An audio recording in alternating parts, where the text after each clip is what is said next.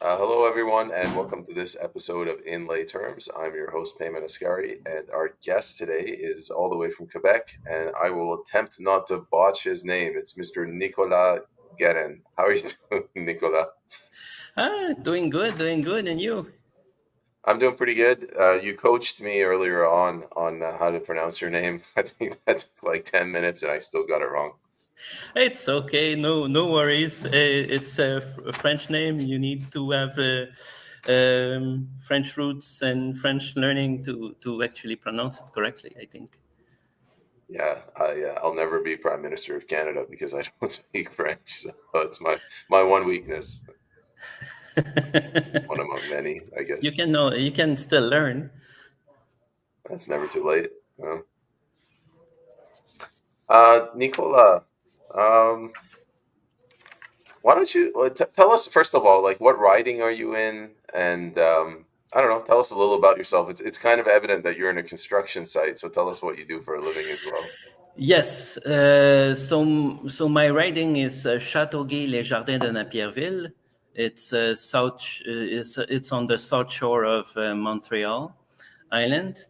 I'm on a construction site, actually in the cafeteria because that was the quiet part.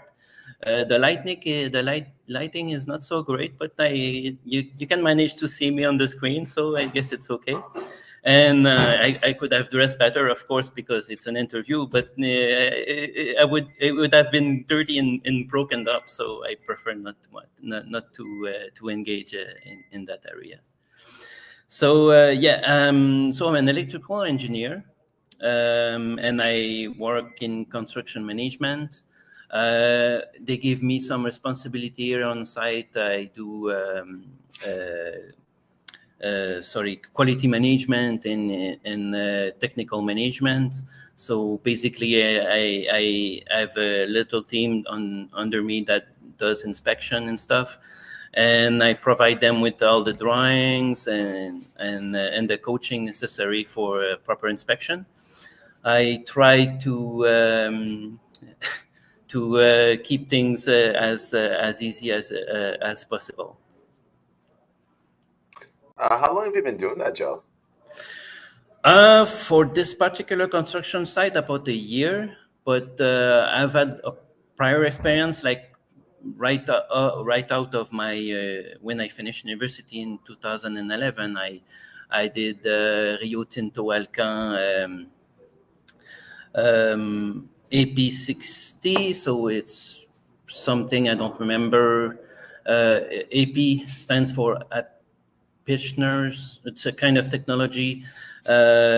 It was a aluminum plant, and actually a pilot aluminum plant. They wanted to produce, the 60 stands for 60 ton per day, and it was a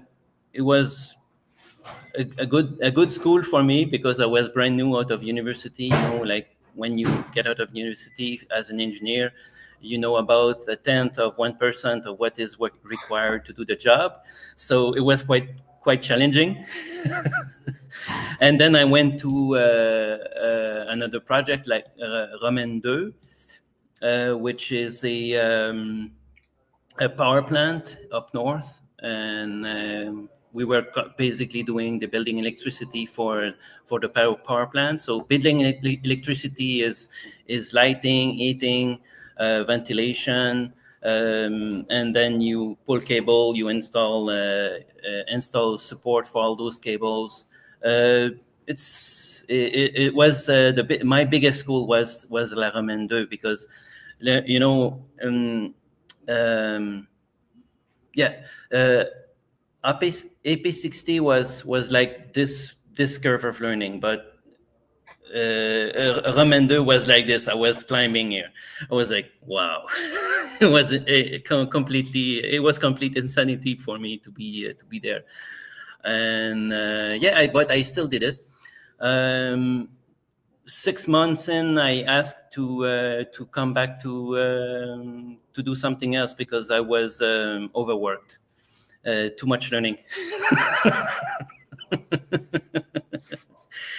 Then I did like estimating. So basically, I took all this Romain 2. We had like about 4,000 contract modification, and we had to estimate what was the price. Yeah, and when the project was over, they didn't require 7 estimators in the building, so they let me go. I found other jobs as an estimator on Montreal Island. Like I moved quite a bit within the province to do my engineering. So I did generator sets with Hewitt. Now the company doesn't exist anymore. It's been bought by Toromont from Toronto.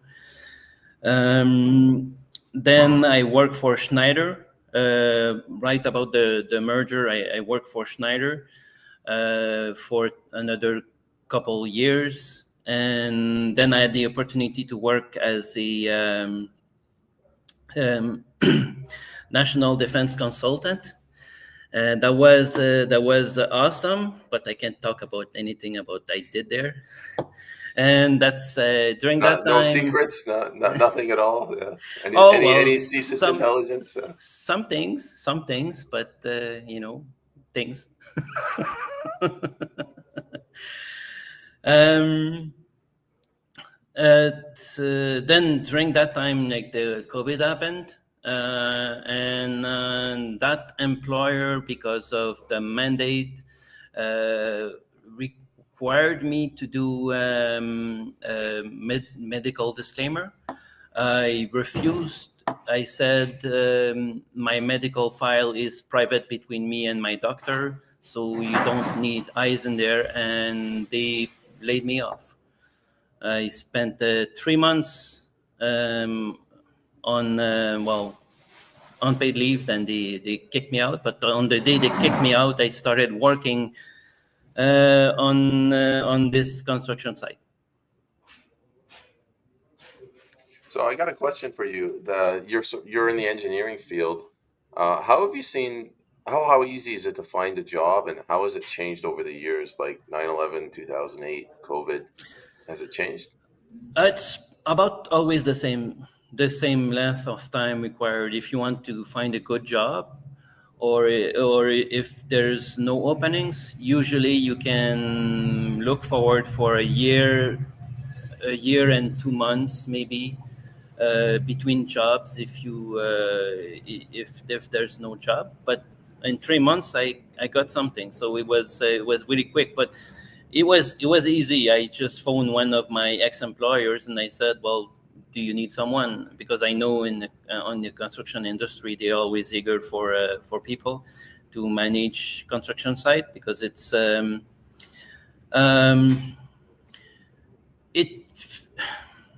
yeah, I know. I won't say that. Fair enough. Nicolas, what about like the cost of living? Has wages, in your opinion, have they kept up with, let's say, inflation? Yes. If not, when did it change? No. I haven't had any significant raise since like maybe 3% every year, but the inflation is like 10, then was 6, 8, then now, well, the computed inflation, because when you go into the grocery store, you see the bag of chips the same as last year, and it's 40 cents higher, and the last year was $1, now it's $1.40, so it's 40%. Yeah. Yeah, some of the items that I buy now they're just ridiculous. Like it's $7 for a bag of potato chips. It used to be like 30 cents like a couple of decades ago. Yeah, well, I'm talking about the small ones, Yeah, even that's getting expensive. So let's shift over to you running for public office. Like, what? You've never run before, right? No, I never ran before. Since my early childhood, I had like not ambitions, but like calling in my heart to say, but every time it came, like about every 3 years, I always refused. Basically, I couldn't compromise on doing what I say. Yeah, So that's, I guess, and authenticity and integrity. 2021, I was pretty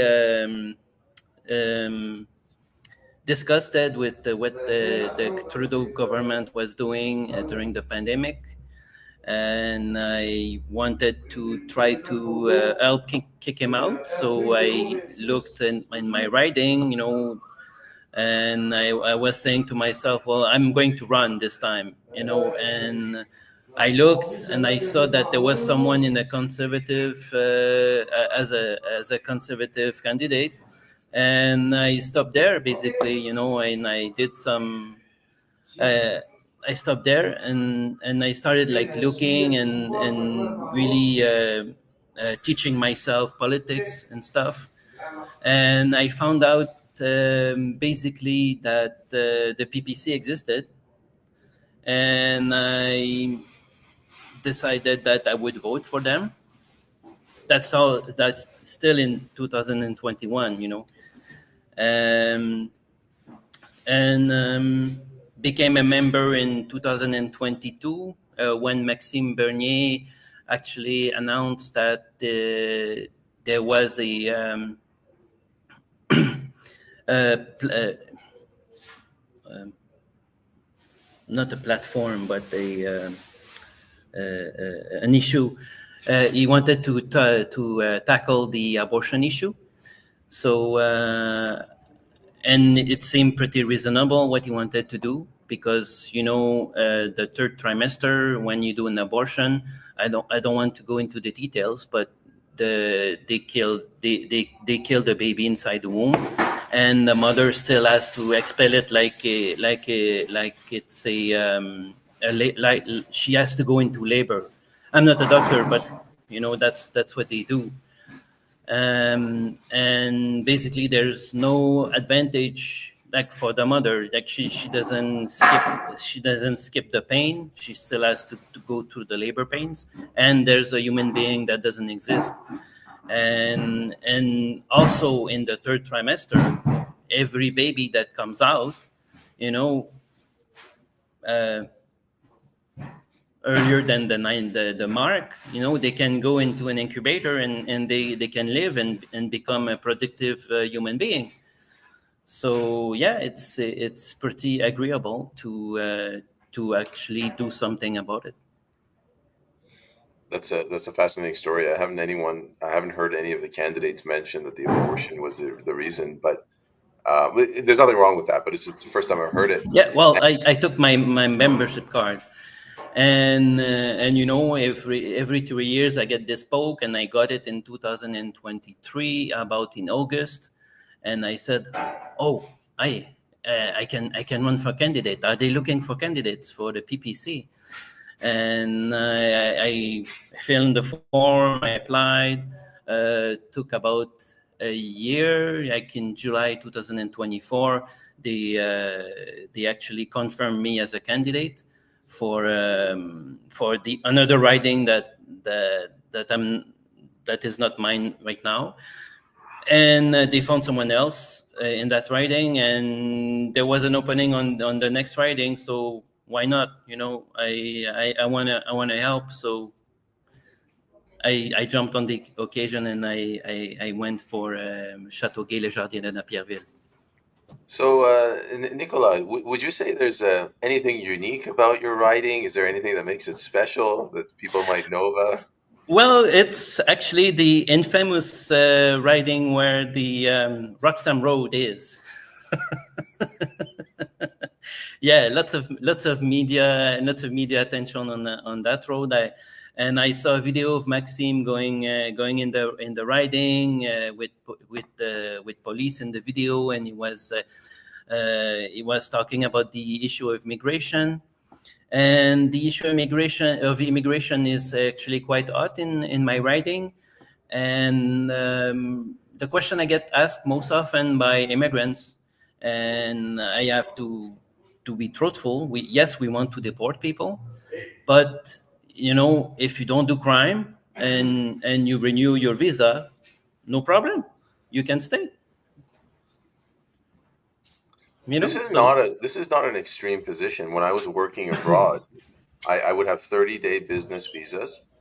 On the 30th day, I would have to fly out of the country and then, fly right back and get another visa. They called it flagpole. Well, when I went to as an exchange student in England, they gave me a visa for the school year.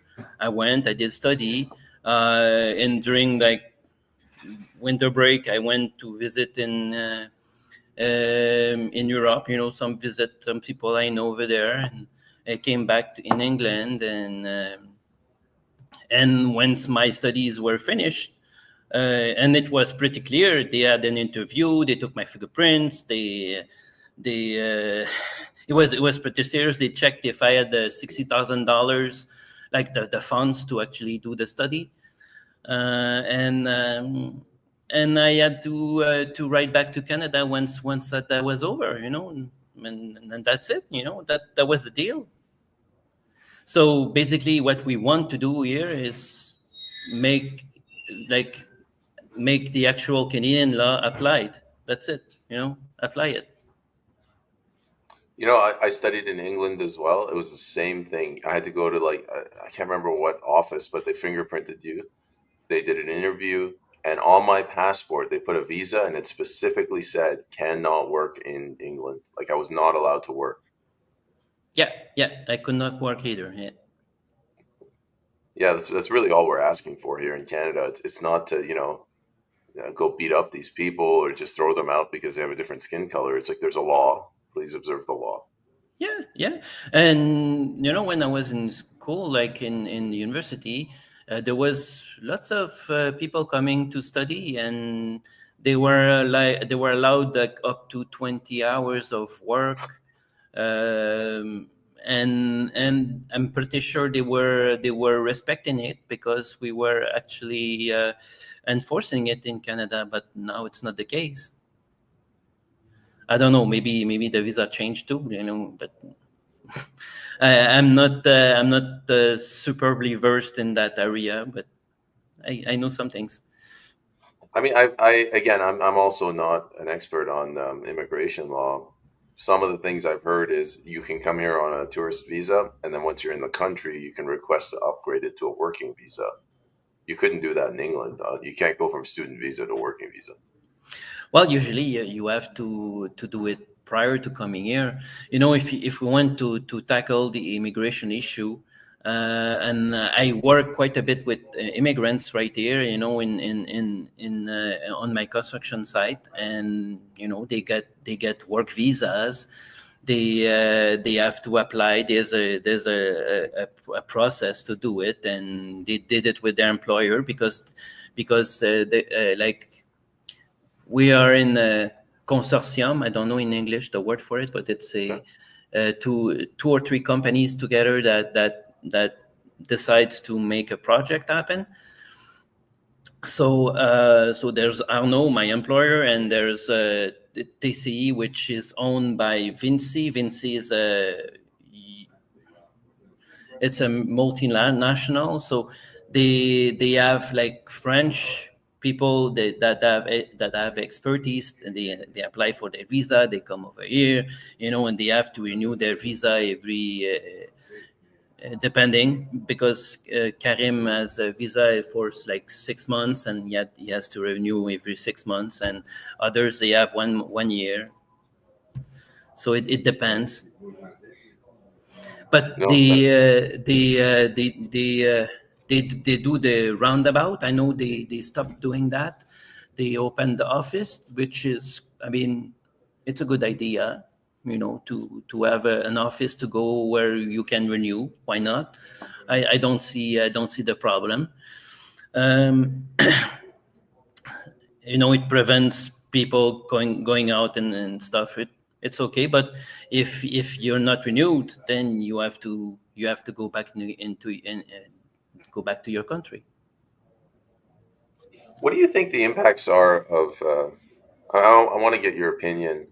like how immigration, if it's too high, how it can have effects on obviously healthcare, education, but also the labor force. Well, there's pressure, like there's demand on food. There's the because everybody eats. It doesn't matter who you are, you have to eat. Um, and there's demand on places where people live. Habitation. I don't know. I don't know in English, but so like apartment price they rise, houses price they rise because there's lots of people bidding on them, and when you sell, it happened to me, when I bought my first house, when I wanted to sell, there was a bidding war, like I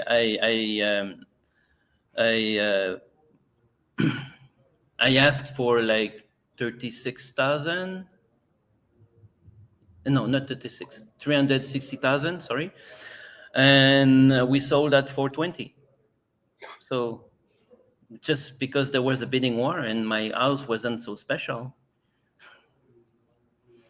Is the And bidding war like the same house could go at 60 or 70. It's crazy. the bidding war? Do you think it's because of like why is that? Why are we not building enough houses? Well, there's production limits, like companies, they run and they produce lumber and they produce sheet rocks and they produce insulation, and there's a throughput.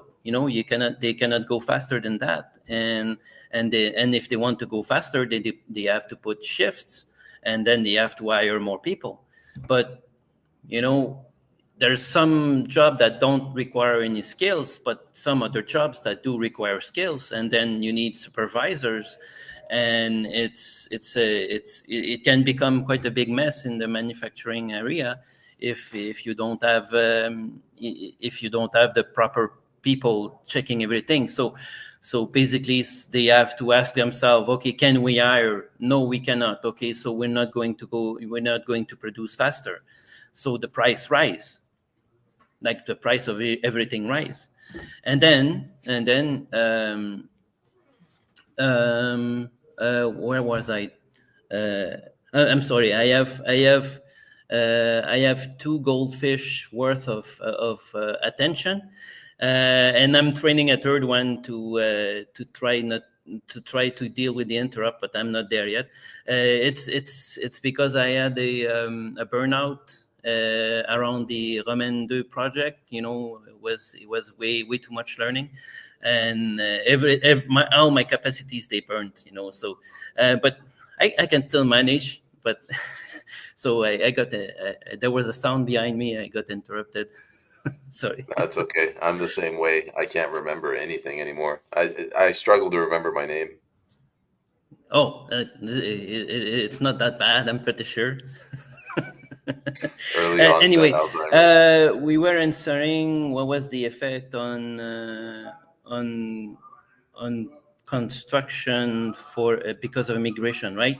Okay, so there's the demand for all the materials, and then there's the demand for all the for the workforce, and it's the same thing. Well, I don't know if you were in Canada, but here in Quebec we have pretty strong unions, and they pretty much control the labor force for the construction, and you need certain diplomas, and there's like also a commission. It's provincially controlled with para governmental organization and stuff, and it's pretty complex. So if you want to build more, you need more workforce, but you need more study, and you need more people to be trained for that workforce. And basically, like, there's incentives to stay at home. En français, it's bien-être social. And that's it's basically, if you can't work, or you don't have any skill, or you're too sick and you have to long-term not work, then you receive a check every month to stay alive. Yeah, it's to stay alive. I know my mom was on that for like 6 months, and she hated it. Good thing she hated it. She studied, she became an assistant nurse, and she got out of that. That was when she separated, but that's the ways back. So this social net, like, it's a social net. Basically, it prevents people from going homeless. The social net is not helping with the labor shortage, and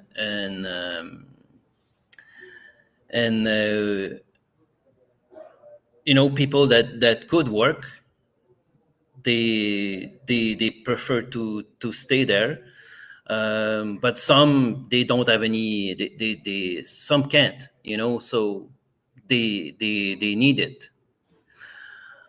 So it's not something like it's not something federal, at the federal level. It's something at the provincial level. So PPC is not going to touch it. No worries. So that was a pretty comprehensive answer for the impact. Well, I'm trying, but there's the language barrier, and yeah, my English is not so good. No, man. Your English is like 1,000 times better than my French. I told you all I know is hello, how are you? Yes, I know. I was at an event yesterday, and then this woman, she turns to me. She said, "Parlez-vous français?" And I said literally the only thing I know. I said "oui," and she thought I did. And she's like, "Oh, it's very good that you're fluent." I said, "Yes, ma'am." Yeah, nice fluency. I know the important words. Oui, no, un, deux, trois. Oh, it's okay. It's okay. So why don't we let's switch over to Mark Carney. I don't know. I could ask you a question, but why don't you just tell me, like, what do you think is going on with Carney and Pro-Road and Trudeau stepping down? Well, Carney, I mean, selection, because it's not an election, it's a selection, was scary. Sincerely, I was like everybody else, seeing it on TV. There was 12 candidates for the liberal leadership. Out of the 12, some of them were actually doing putting up shadows on Mark Carney. I'm talking about Ruby Dalla. She had an idea similar to Maxime Bernier to bring back the Liberal Party back to where it was before. The Liberal Party used to be on the center left, and now they are almost far left. Good thing there's the Green that prevents it, and the NPD, but because I don't know if they would go further. But at least to say, they disqualified 2/3 of the candidates, and Ruby Dalla was disqualified as well. And Ruby Dalla basically was like saying most of the lines of the PPC within this leadership race of the Liberal Party. So it tells us, PPCers, that our language as or platform, as reach within the Liberal Party, pretty much, because she was putting up shadows on Mark Carney. And because of that, they disqualified her. Like, she was in the 2/3 of disqualified. They give like reasons. Like, they can give reasons to disqualify almost everybody. You know, they can scratch, and they can find that I have two offense driving, and I'm a very bad person because I drove downhill in the zone of 90 kilometers per hour at 120. You know, and they want to disqualify me for that. They could. I don't know if it's so horrible. They could. I mean, maybe not for me, but they just have to ask, you know. Anyway, so they disqualified her, and what was more egregious, they kept the money from the disqualified people because they had to gather 350,000 each. So it was pretty much a fundraiser. And they had 400,000 members that could vote. They disqualified 250,000 of those. They kept the money, by the way. And of those, then 150 about voted, and you know, Carney got 85%. But that's like maybe like 3/10 of a percent of Canadians that had a vote to say. So like I don't feel it was completely honest, completely transparent. It'd be good for Election Canada to look into the process. Maybe everything is okay. I don't know. Yeah, I highly doubt Election Canada is going to do anything.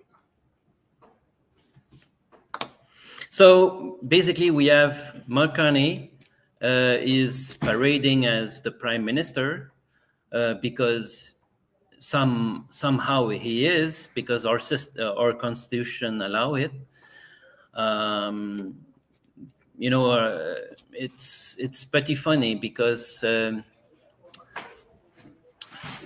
traditionally, because it's a tradition, it's not written. Traditionally, the prime minister is the leader of the party with the most member in parliament. So that's a tradition. And that tradition was upheld. And the tradition allows for ministers and prime ministers and anybody else that's named to do their job. They don't need to be elected. So the Constitution permits it, but should we continue that? Is it good for Canada? There's something to look there. What do you think what impact is this going to have on Canada? Are we going to see constitutional reform? Are we going to see provinces cooperating less with Ottawa? Well, if there was uproar, you know, people could actually elected people could do something about it. But if there's no uproar or no one running on that on their platform, there won't be any legitimacy to work on it. Yeah, you need the public support for these things, I suppose. Nicolas, one final question I wanted to touch on is, I guess it's related to Carney, but like this whole tariff thing. Why do you think the United States imposed? I don't know if they even have yet, but they threatening to impose tariffs on Canada. Well, you can see 2, maybe 3 layers. You know, there's like from my military experience, you have the operational stuff, you have the tactical stuff, and you have the strategic stuff. So operationally, you could say that Trump is trying to get to get something from Canada and something like immediately, because operations is immediate. So it's the day to day. It's in the nitty gritty. You're in there. So they have a problem with fentanyl. They have a problem with immigration. So they want us to take care of a border, something that hasn't been taken care of for like 10, maybe more years, because it's always degrading. So there's that part, there's that part, like to do the operational stuff. Tactically, you could see, you can say that, in 2026, the NAFTA, well, the follower to NAFTA, I can't ever remember the name of this this thing. It always eludes me, but it's a free trade deal between Canada, the United States, and Mexico, and it has to be renewed in 2026. So it's posturing. They want to place themselves, and Trump wants, like, Trump is a businessman, so he wants a deal. So he is putting himself in a posture of strength, because that's in his book, The Art of the Deal. I haven't read it completely, but I've read some of it. And that's what he always does. He does a big boasting or something like, he wants to buy this property. It's at $3 million. He goes, he walks on the property, says it's crap, I don't like it. Oh no, this is broken. Okay, no. And then he makes an offer at like $250,000. And it's pretty sure this offer is going to be rejected. But he knows, because he wants to be in a posture of strength and put a unrealistic offer. So the other offer is going to place is going to look good, and people will want it. So then he makes an offer at $1 million, gets the house at $1 million because he wanted to buy it cheap, and then he renovates it and sells it at 4, 5, 6 million. So that's how he became rich. So basically, he is doing the same thing, but at a much grander scale. So he wants a good deal, and he's looking at getting rid of the supply management, to say the least. Like that he has eyes on that, like specifically. He spoke about it quite often. And at the strategic level, well, we're in a global world. The American hegemony is going down, and Trump knows it. So he's trying to have a good place in there, where like there's going to be China, there's going to be Russia, there might be India. We don't know the future, but something is clear: the American hegemony is going away. So he's trying to have Canada not being the China's backyard or India's backyard, because you have like the liberals, they're like with the Chinese, and the conservative, they're with the Indians. And there's a big mess, in there, because there's like foreign interference and stuff, and they don't want to reveal anything. But there should be a way to reveal everything, to declassify things. But in Canada, it's not like in the United States. There's no straightforward way to do it. So Nicolas, I'm blown away. It'd be so easy, like, if like in the United States, Trump has the complete authority. He says, okay, I'm going to declassify JFK file. Okay, well, Prime Minister comes and says, okay, we're in Canada, says, I want to declassify this. Well, he can't. He doesn't have the power. He doesn't have. We're kind of stuck. Like, so we need some kind of power to declassify things in Canada, and there's no like in the United States, after sometimes it self unclassifies, but in Canada that doesn't exist, and that doesn't exist. So there's a reform to do in that area also, but to do that reform, the PPC is not it doesn't have anything on its platform about for this, and there's no will from the people to have something like that. So there's no legitimacy to change things, but it'd be nice. So Nicolas, like I know it took us a little over, but I think that's a portrait of what Trump is trying to do. That's my humble opinion. I cannot say I know for sure, because nobody knows. It's speculation most of the time. it's a very Oh, I don't hear you. I'm not muted. Can you hear me? Is it my sound? I'm not muted on my end. Testing. Testing. Audio. Yeah, it's my sound. Can you hear me? Hello? Can you hear me? Testing. Hello? Testing. Okay, good. It's You back. got me? No, I don't hear. No, sorry. I hear the sound on my computer, but not yours. I didn't hear my sound on my computers before, so. Can you hear me now? No, I don't. Karen says she can hear both of us. maybe we stop the interview or something, because I don't hear you anymore. Yeah, Or but can you give your contact details? What's your contact details?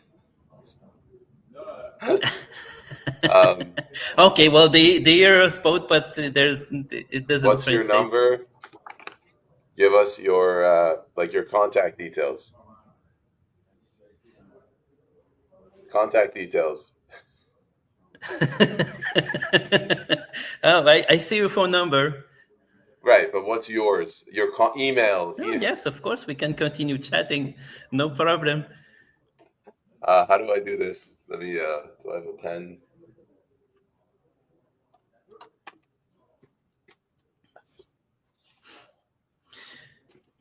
So, well, thank you very much for the opportunity. It was real good to have a discussion with you.